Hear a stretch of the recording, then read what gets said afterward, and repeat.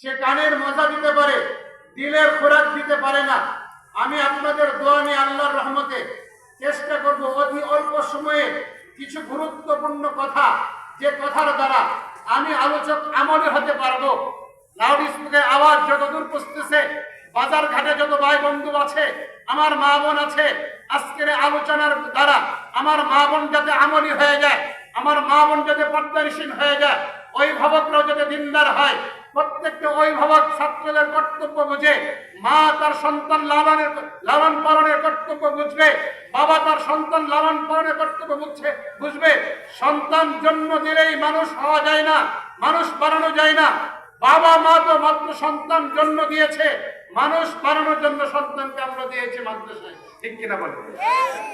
আপনারা জেনে থাকবেন, আপনারাও করেছেন, বাদশাহ আলমগীর ওনার সন্তানকে মাদ্রাসায় পড়াতো। আগেকার বাদশারাও আল্লাহওয়ালা ছিল, আগেকার বাদশারাও তাহাজ্জুদ গুজার ছিল, আগেকার বাদশারাও দিনদার ছিল, আগেকার বাদশারাও নেককার ছিল, আগেকার বাদশারাও আমলওয়ালা ছিল, পাঁচ ওয়াক্ত নামাজি ছিল। এখন যদি কোনো ভাই কোটিপতি হয়ে যায়, শিল্পপতি হয়, তার ঘরের সন্তানকে দেখলে মুসলমানের সন্তান মনে হয় না। কথা ঠিক কিনা বলেন? ঠিক। হুজুর রমজান আসতেছে, আমার সন্তান তো ছোট, ছোট সন্তানের বয়স হলো প্রায় ৩০ বছর, আসলে ছোট, ওনার সন্তান ছোট। এক জায়গায় গিয়েছি, হুজুর আমার মেয়েকে একটু ফু দিয়ে দিবেন, ছোট্ট মেয়ে। আমি তো মনে করেছি আসলে ছোট্ট মেয়ে, মেয়ের বয়স হলো 18। বলেন, গিয়েছি সওয়াব কামাইতে, 18 বছরের যুবতী মেয়ে সামনে আনলো, সওয়াবের পরিবর্তে আমি বক্তা হয়ে গেলাম গুনাহগার। আমি শ্রোতাদেরকে কি দিই? এমন হাজারো শিল্পপতি আছে, সম্পদওয়ালা আছে, যে সন্তানকে রোজা রাখতে দেয় না, স্বাস্থ্য কমে যাবে, এই হবে সেই হবে। আল্লাহ যদি রোজার দ্বারা কাউকে কষ্ট দেওয়ার উদ্দেশ্য হইতো, হাবিবের উম্মতকে আল্লাহ তাআলা রোজা দিতেন না, সিয়াম দিতেন না। সিয়াম কেন দিয়েছেন? আল্লাহ তাআলা সেটাই বলেছেন, কুতিবা আলাইকুমুস সিয়াম কামা কুতিবা আলাল্লাযীনা মিন ক্বাবলিকুম লাআল্লাকুম তাত্তাকুন। হে আমার বান্দা বান্দি, 11 মাস আমাকে ভুলেছিলে। হে যুবক, তুমি আমাকে ভুলেছিলে। হে যুবতী, তুমি আমাকে ভুলেছিলে। রমজান দিলাম তোমার গুনাহকে মিটাইতে চাই, তোমাকে মুকাররামিন বানাইতে চাই। আমি আল্লাহ রমজানকে এই জন্য নির্বাচন করেছি, রমজান মাসে কোরআন নাযিল করেছি। এই জন্য রমজানের দাম বেড়ে গিয়েছে। যে ব্যক্তির সিনার ভিতরে কোরআন নাযিল করেছি, পৃথিবীর মধ্যে শ্রেষ্ঠ মহামানব মুহাম্মদুর রাসূলুল্লাহ সাল্লাল্লাহু আলাইহি সাল্লামের সিনাতে আল্লাহ তাআলা কোরআন নাযিল করেন। যে জায়গাতে কোরআন নাযিল করেছেন ওই জায়গা পৃথিবীতে দামি, ওই জায়গার নাম হলো মক্কাতুল মুকাররমা। যে মাসে কোরআন নাযিল করেন ওই মাস 12 মাসের চেয়ে দামি, ওই মাসের নাম হলো মাহে রমজান, রমজানুল মুবারক। যে রজনীতে কোরআন নাযিল করেন অন্য রজনীর তুলনায়, হাজার রজনীর তুলনায় ওই রজনী দামি, এই রজনীর নাম হলো লাইলাতুল কদর। এই জন্য আল্লাহ পাক রব্বুল আলামিন কোরআনকে সংরক্ষণ করার জন্য আমার আপনার সন্তানকে নির্বাচন করে তাদের সিনাকে আল্লাহ তাআলা উপযুক্ত করেছেন। এ বান্দা, পৃথিবীর সমস্ত কোরআনের জায়গায় যেখানে কোরআন পড়া হয়, যেখানে সেগুলো পুড়িয়ে দিতে পারো, কোরআন পুড়িয়ে দিতে পারো, কিন্তু আমি আল্লাহ কোরআন সংরক্ষণের জন্য এই ছোট্ট ছোট্ট বাচ্চার সিনাকে নির্বাচন করেছি। সুবহান। জায়গায় নাযিল হওয়ার কারণে যদি জায়গা দামি হয়, ব্যক্তির উপর কোরআন নাযিল হওয়ার কারণে ব্যক্তি যদি শ্রেষ্ঠ হয়, যে মাসে কোরআন নাযিল হলো ওই মাস যদি দামি হয়, যে রজনীতে কোরআন নাযিল হলো ওই রজনী যদি দামি হয়, যে বাচ্চার অন্তরে কোরআন থাকবে এই বাচ্চাটা দামি না বেদামি? দামি। 40 বছর পরে দামি হলো না। যেদিন বাচ্চাকে মাদ্রাসায় ভর্তি করিয়েছেন সেদিন থেকে বাচ্চাটা দামি। বাবা আপনিও দামি, নানা দাদা আপনারও দামি। আপনাদের যারা স্কুলে পড়ান সন্তান, গর্বের কিছু নাই। যাদের সন্তান মাদ্রাসায় পড়ে, বাবা আপনি গর্বিত, বাবা আপনি গর্বিত, মা দাদা আপনি গর্ব করে বলতে পারেন আমার মৃত্যুর পরে আমার নাতি জানাজা পড়াবে। বাবা বলতে পারবে আমার মৃত্যুর পর আমার সন্তান জানাজা পড়াবে। আর ওই জেনারেল শিক্ষায় শিক্ষিত সন্তান যে এবিসিডি শিখছে, অথচ এমন এক দিনে 21শে ফেব্রুয়ারি স্কুলের অনুষ্ঠানগুলোতে গেলে আমাদের লজ্জা লাগে। কথা বাস্তব না? বাস্তব। স্কুলে অনুষ্ঠানে যা হয়, শিক্ষা সফরের নামে যা হয়, সভ্য সমাজ সেটা মেনে নিতে পারে না। নাম দিয়েছে শিক্ষা সফর, সেখানে 8 বছরের বাচ্চাও নাচে, ম্যাডামও নাচে, ছাত্রও নাচে, ছাত্রীরাও নাচে, সবাই নাচে। কথা বাস্তব কিনা বলে? অথচ শিক্ষা সফরের নাম দিয়েছে, কারো মন্দ বলার জন্য আসি নাই, শুধু বিবেকের কাছে কিছু কথা ঢালতে এসেছি। মানা না মানা দায়িত্ব আপনাদের, মেম্বার থেকে বলা দায়িত্ব হলো আমাদের।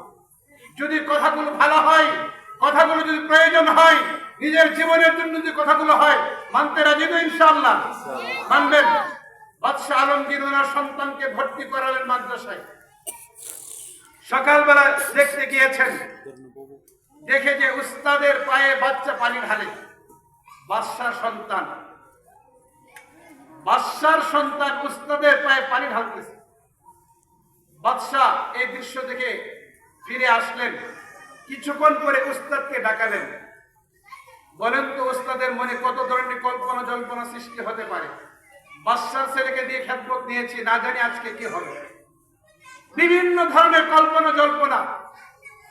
বাদশার কাছে যখন উস্তাদ দিয়ে আসলেন, তখন বাদশাহ বললেন, উস্তাদ জি, আমি তো সন্তান জন্ম দিয়েছি, মানুষ বানাতে পারি নাই। আপনার কাছে সন্তান দিয়েছিলাম মানুষ বানানোর জন্য। আজকে সকালে যে দৃশ্য দেখলাম, মনে হয় এখনো পর্যন্ত আমার সন্তানকে মানুষের মতো মানুষ বানাতে পারেন নাই।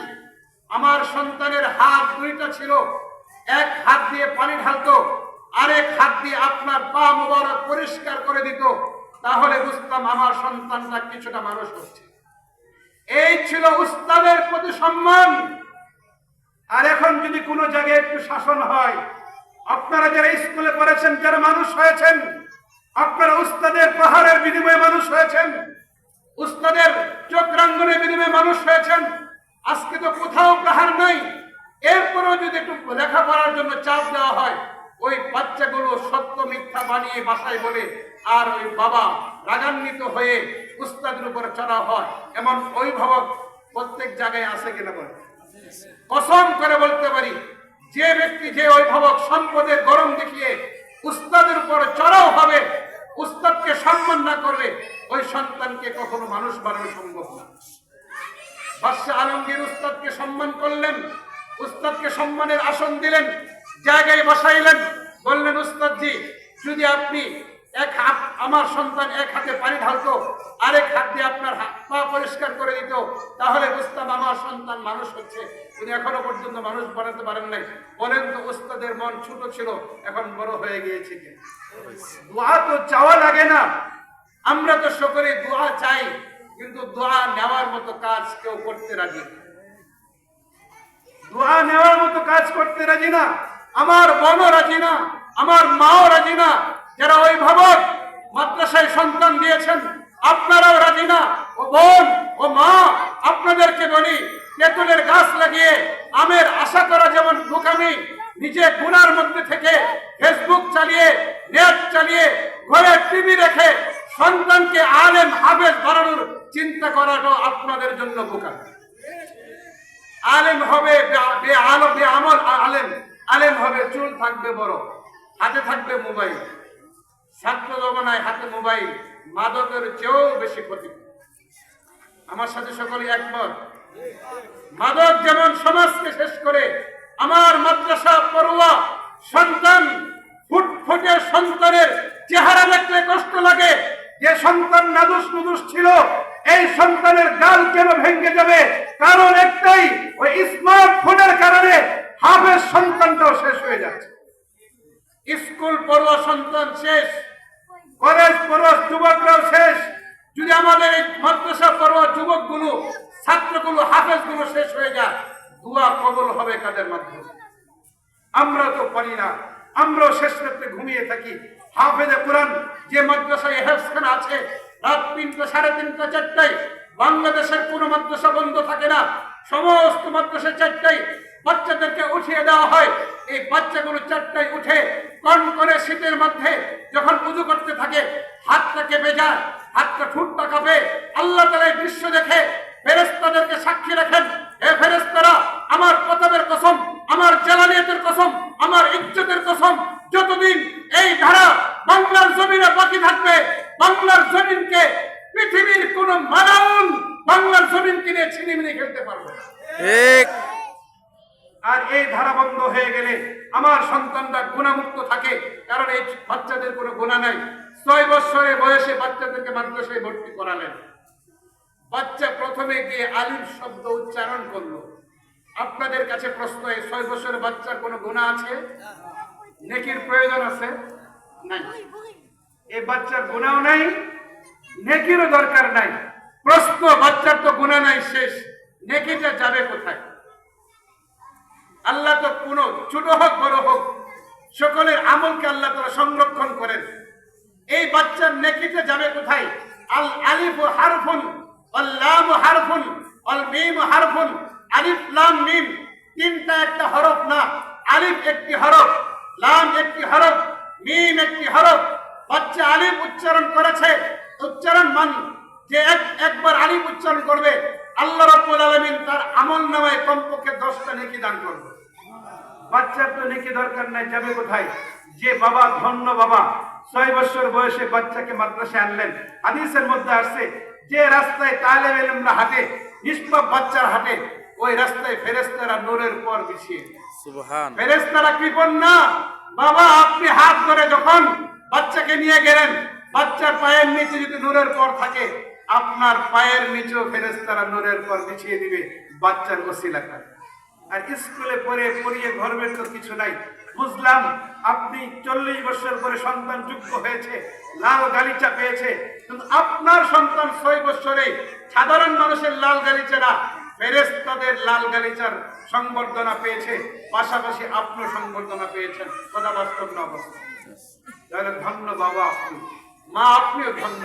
এই জন্য আমি আপনাদেরকে উদারত আহ্বান জানাবো, সন্তানকে মানুষ বানাইতে চাইলে আজকে থেকে যত ভাই এখানে সন্তান শুধুই মাদ্রাসা না, যে সন্তান যেখানে মাদ্রাসায় পড়াচ্ছেন, যে বাবা যেখানে মাদ্রাসায় ভর্তি করিয়েছেন, আপনাকে নিয়ন্ত্রিত হতে হবে, নচেত আপনার সন্তানকে আপনি মানুষ বানাতে পারবেন না। আমি লিখে দিতে পারবো। যে বাবা মোবাইলের আসক্ত বেশি, যে মা মোবাইলের আসক্তি বেশি, ওই মাও হারিয়ে গিয়েছে, বাবাও হারিয়ে গিয়েছে। মা, আপনি তো আপনার সন্তানকে মানুষ বানাতে পারলেন না। একটা ছেলে আপনার, এই ছেলের বিরক্ত সহ্য করতে পারেন না বলে বেয়াদব বা গাধা, আপনি সন্তানের ব্যাপারে মন্তব্য করলেন বেয়াদব, আপনি সন্তানের ব্যাপারে মন্তব্য করলেন গাধা, আপনার সন্তান হবে কি? মা বাবার নিয়ন্ত্রিত হতে হবে। একটা সন্তানের বিরক্ত আপনি সহ্য করতে পারেন না, মাদ্রাসায় গিয়ে দেখবেন, দেখেন তো শুধু উস্তাদরা পিটিয়েছে, এটুই দেখেন, শাসন করেছে, কিন্তু এই সন্তান যখন মশারি ছাড়া ঘুমিয়ে যায়, উস্তাদরা মশারি টানিয়ে দেয়। নুরানি উস্তাদরা অনেক ছোট বাচ্চা প্রস্রাব করে দেয়, পায়খানা করে দেয়, উস্তাদরা নিজ হাতে পরিষ্কার করে। ছাত্রদের, বড় ছাত্র থাকলে বড় ছাত্রদের পরিষ্কার করা অনেক কষ্ট আমাদের নুরানির উস্তাদরা করে, হেফজ খানের উস্তাদরা করে। আপনি তো অবদান দেখলেন না, শুধু একটা ত্রুটি দেখলেন, এই ত্রুটির কারণে চড়াও হয়ে গেলেন, মাদ্রাসা বন্ধের ষড়যন্ত্র করলেন। কসম করে বলতে পারি, যতদিন পর্যন্ত এই মাদ্রাসাগুলো বাকি থাকবে, ততদিন এই জমিনে সূর্য উঠাবেন কে? আল্লাহ। আর এই কোরআনের শিক্ষা যদি বাকি না থাকে, কারণ কোরআনকে সংরক্ষণ হেফাজতের দায়িত্ব নিয়েছেন আল্লাহ। পৃথিবীতে 4খানা বড় বড় কিতাব আছে।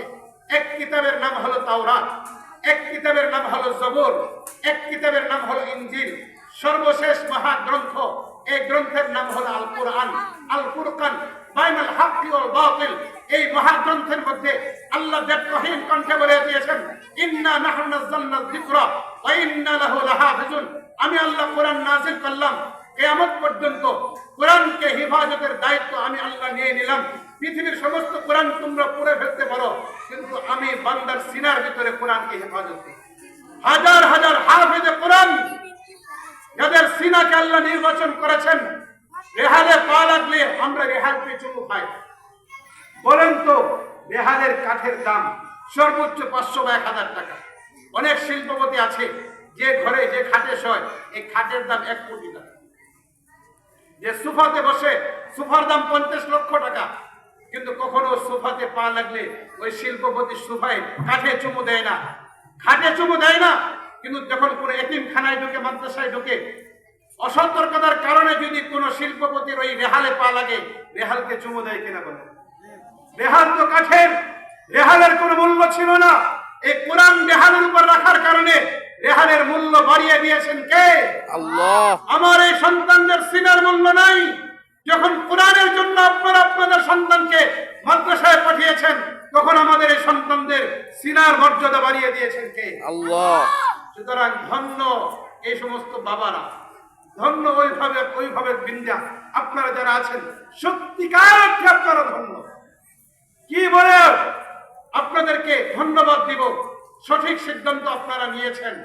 ত্রুটি বিচ্যুতি সবার ভিতরেই থাকে, উস্তাদদের মধ্যে থাকতে পারে, কিন্তু আপনি গার্ডিয়ান, মহিলা গার্ডিয়ান, আপনি চাইলে উস্তাদদেরকে ভালো রাখতে পারেন। যদি ফোনে অহেতুক কথা না বলেন, উস্তাদরা ভালো থাকবে।